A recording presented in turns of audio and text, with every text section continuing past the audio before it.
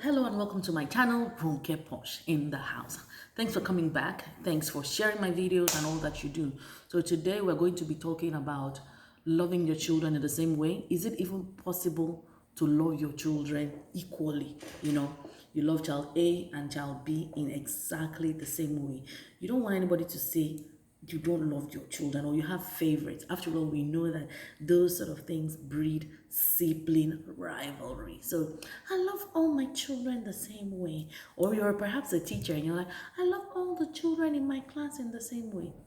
I think that's a big fat lie. Yes, big fat lie.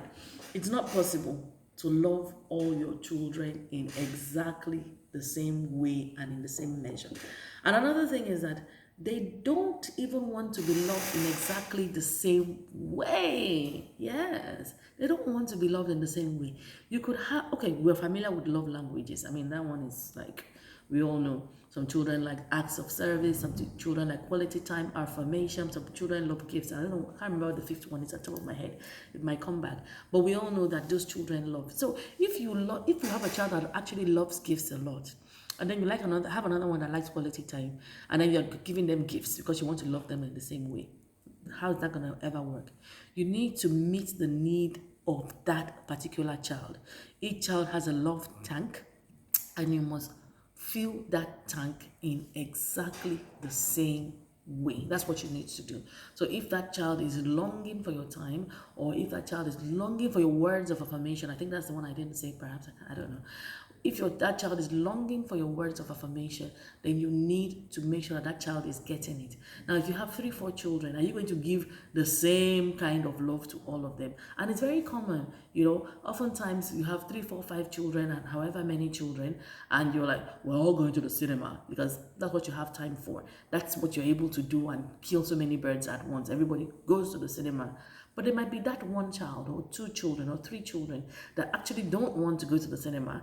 They don't even want the crowd. They don't want all of that. They just want time alone, or they want a gift or something else. They don't necessarily want to go to the cinema. But we want to do one thing for all the children. Wear the same clothes for all the children. Those children don't always want to. And that's wearing clothes. I actually hated it like no man's business.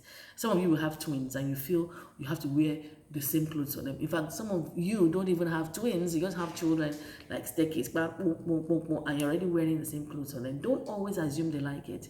If you give a lot of twins the liberty to make choices, and children should have choices, you should allow your children to have choices.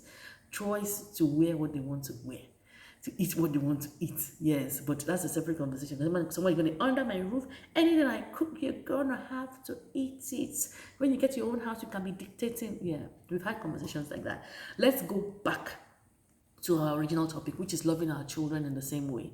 It's not possible, but it's important that when we love our children and how we love our children, they all feel loved, they all feel special, they all feel valued. Each child must be uniquely loved.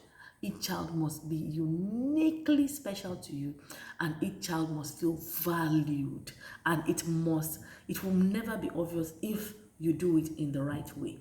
Now, if many parents make that mistake, oh, the most beautiful one, the one that cuddles me all the time, this one rubs my hair, because obviously you like touch as your own love language, and this child just knows that you love the compliments, you love so many, all those things that you love. That child just does it naturally without even forcing it, and that child is just so special.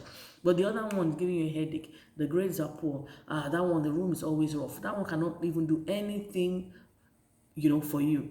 But that child is still yours, and that child is still to be loved, and that child deserves love. However, they're making it obvious because that one is not blossoming at the rate at which the other one is. And perhaps it's your actions that is causing that one, the other child that is, let's quote and unquote, rebelling to behave in that way, because that child has seen how you have preferred another child or some other children in the family to that particular child that is in trouble.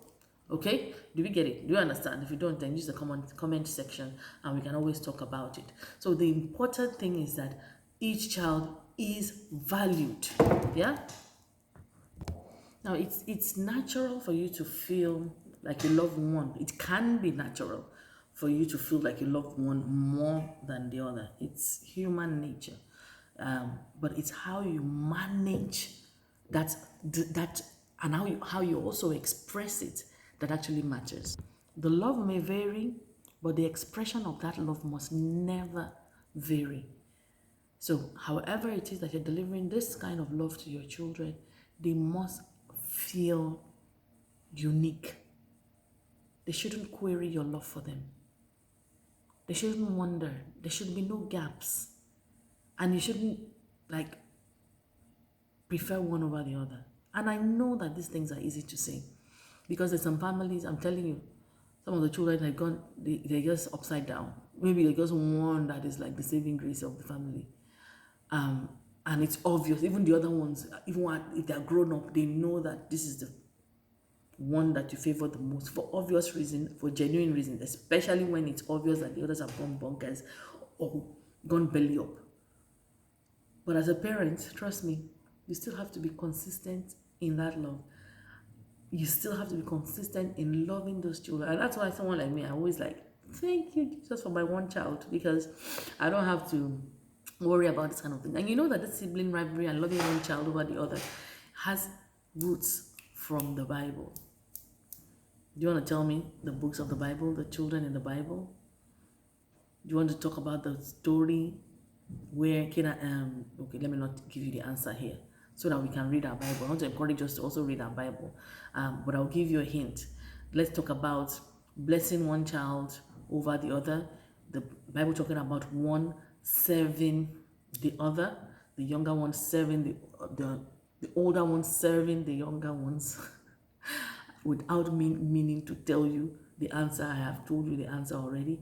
But these things stem from years and years back, where parents have favored one over the other. And sometimes I can almost say that it's divine. Well, I just did. It's divine. It's just the way it has to be. But whatever you do, your expression of love to your children must be the same. And the best way for it not to be obvious to them is if you give them the love in the way that they want that love. Get it? If you give them the love in the way that they want that love. So one will want to be loved according to their love language. Do it. The other one will want to be loved according to her love language. Then do it. Fill their tanks in unique ways, in different ways. Don't assume that there's a blanket solution to expressing love to your children. Don't assume that there's a magic wand, there's just one pill to loving all your children. No, it's different.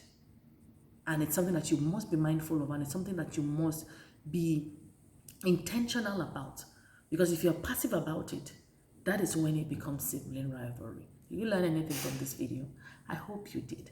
Thanks for staying by. Thanks for watching my video. Till I see you in my next video. Do share this one and do subscribe. Bye.